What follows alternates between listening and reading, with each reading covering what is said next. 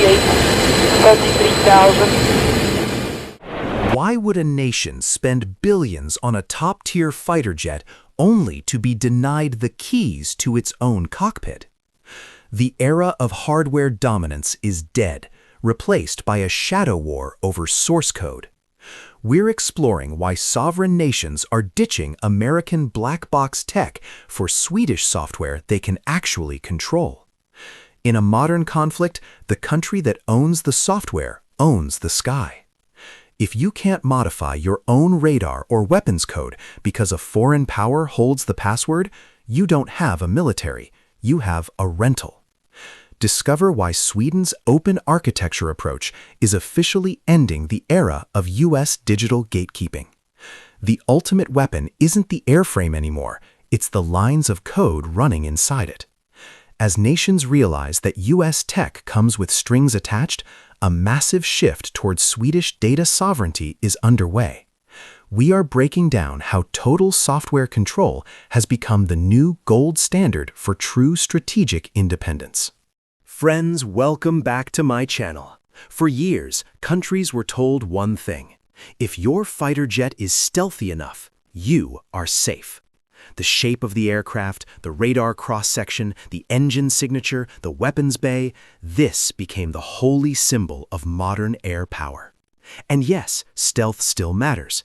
It can decide who sees first, who shoots first, and who survives first. But here is the uncomfortable truth. In 2026, the real battlefield is no longer just metal, radar, and missiles. The real battlefield is software. The code that controls sensors, mission data, electronic warfare, upgrades, maintenance, and how fast a country can adapt when the enemy changes tactics. This is where the American model becomes controversial. Many US-made high-end systems are not just aircraft, they are locked digital ecosystems. A country may buy the jet, pay billions for the fleet, train its pilots, build hangars, and carry the flag on the tail. But the deepest layers of software, source code, intellectual property, and upgrade control often remain tightly protected. The U.S. Government Accountability Office has reported that the F-35 program has faced source code and intellectual property access issues, and that software sustainment has been treated as a major risk area for the program's future sustainment strategy. And that creates a painful question for any sovereign nation. Do you really own a weapon system if you cannot fully change it, repair it, upgrade it, or control its mission data on your own terms? This is not anti-American emotion. The F-35 is still one of the most advanced fighters ever built, and Lockheed Martin says F-35 customers receive the infrastructure and data needed to operate and sustain aircraft according to their sovereign needs. But the concern is deeper than daily operations. It is about crisis independence. What happens when a country needs a new threat library, a new electronic warfare update, or a rapid mission system change, and the keys are not fully in its own hands? That is why the old obsession with stealth alone is starting to look incomplete. Hardware can win the first hour of a war, but software control can decide the next 100 hours. And this is exactly where Sweden is trying to change the conversation. Saab's Gripen pitch is not only about a jet, it is about operational independence, faster upgrades, and local control. In Canada, Saab has even proposed a sovereign data center in Montreal to host fighter mission system work and keep sensitive Gripen data inside Canadian borders. In Brazil, the Gripen deal included technology transfer, and Brazil has now unveiled its first locally assembled supersonic Gripen fighter, a powerful symbol that some nations want more than aircraft delivery. They want industrial and software sovereignty. So the buyer's remorse begins when nations realize the aircraft parked on their runway may be theirs physically, but digitally, politically, and strategically, they are still dependent on someone else's permission. And in a future war, permission can be slower than missiles.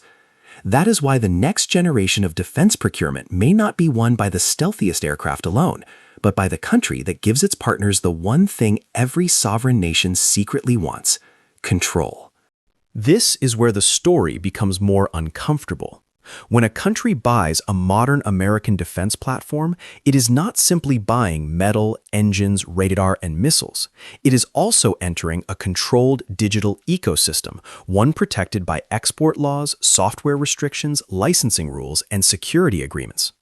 Under U.S. export control rules, defense articles, services, and technical data are controlled by the State Department, and approvals can be required for export, re-export, retransfer, and related technical activity. That may sound normal on paper, but in real warfare, it can feel like a digital handcuff. A nation may own the aircraft physically, but the deepest software layer can still remain outside its full national control.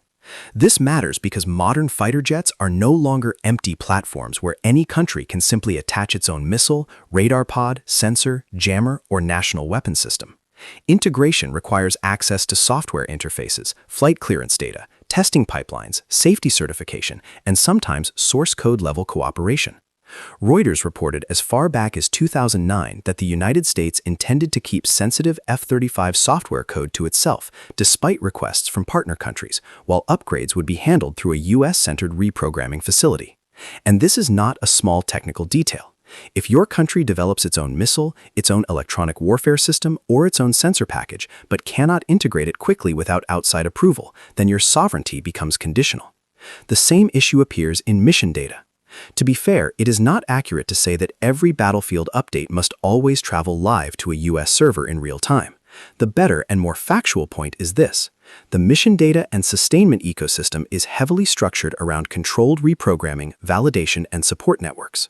U.S. Air Force material says F-35 mission data is what teaches the aircraft what threats to search for and how to understand the electronic battlespace.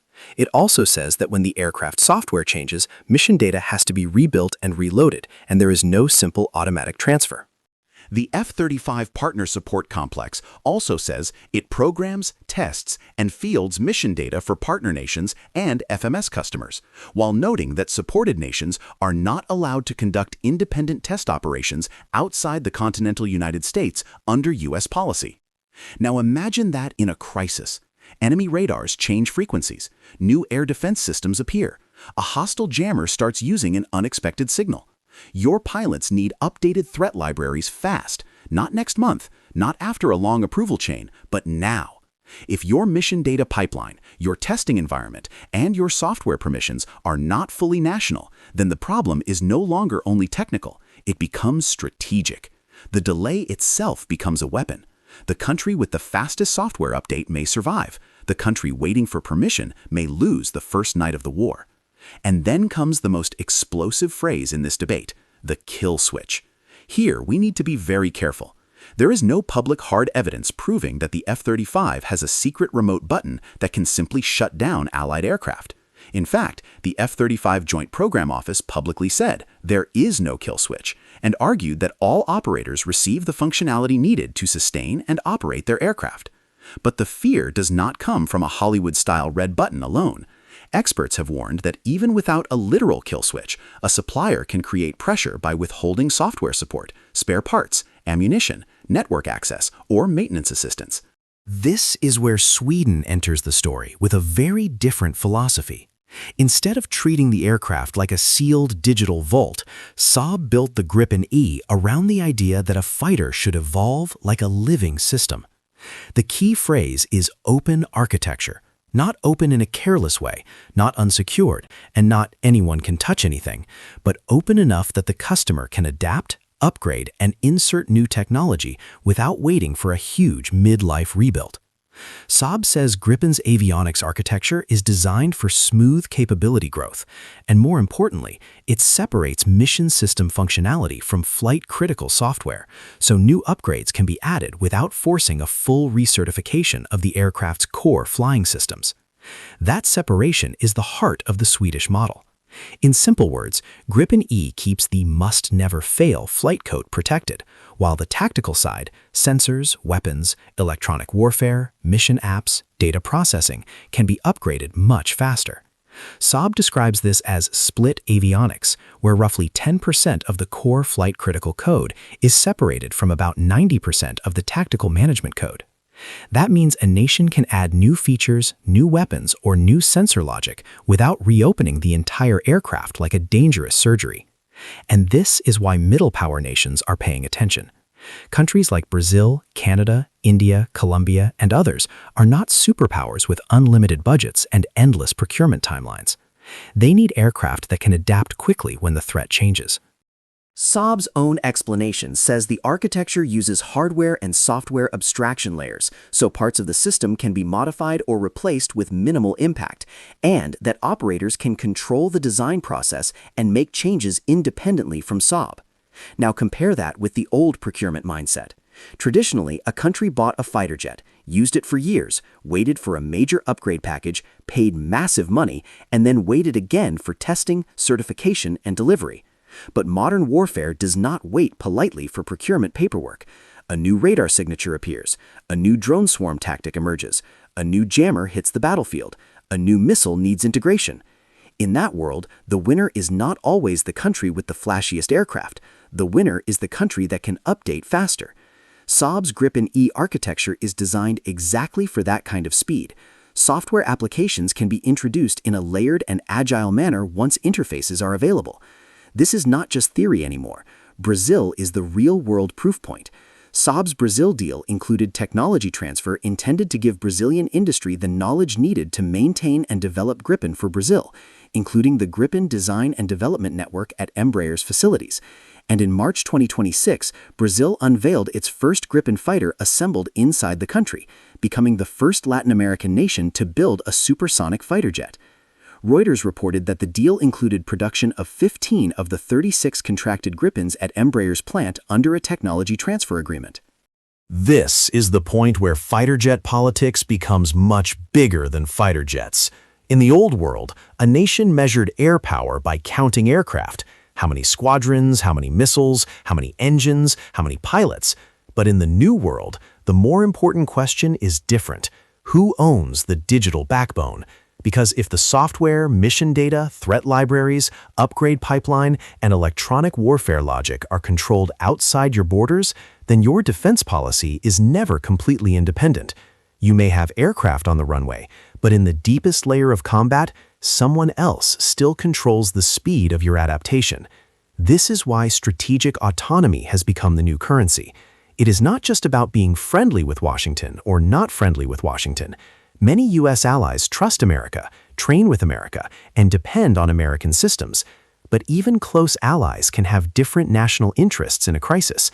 One country may want to operate in a region where Washington prefers restraint. Another may want to integrate a local missile or sensor that does not fit the American approval chain.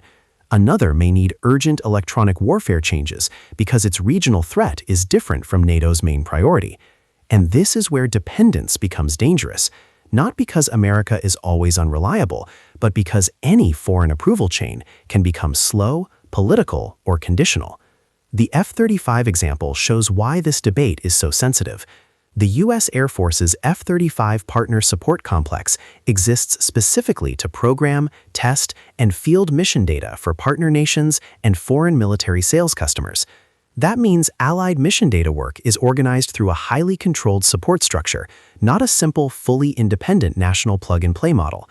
The U.S. Government Accountability Office has also reported that F-35 software sustainment has been slowed by source code access and intellectual property issues, and that So the issue is not just politics, it is structure. Now look at the Swedish alternative.